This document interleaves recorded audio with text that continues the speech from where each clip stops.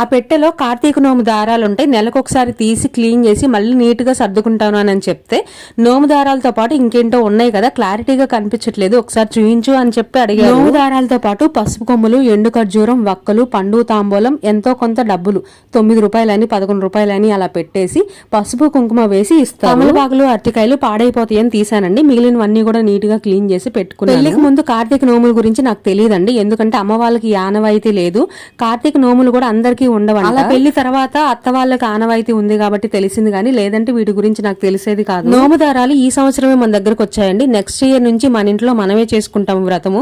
ఎలా చేసుకుంటాము ఏంటనేది ప్రతిదీ మీతో షేర్ చేస్తాను. మా ఇళ్లలో ఏంటంటే పెద్దవాళ్ళ నుంచి వచ్చే ఆస్తుల కన్నా కూడా ఈ నోము దారాలకే ఎక్కువ ఇంపార్టెన్స్ ఇస్తారు. డబ్బుల కన్నా కూడా వీటినే చాలా జాగ్రత్తగా చూసుకోవాలని పక్కన వాళ్ళకి చెప్తుంటే విన్నా, అప్పుడు నాకు కూడా అర్థమైంది. ఇందుకే మీలో ఎంతమందికి కార్తీక నోముల ఆనవాయితీ ఉందో కామెంట్ చేయండి. మన వీడియోస్ నచ్చితే లైక్ చేసి సపోర్ట్ చేయొచ్చు కదా.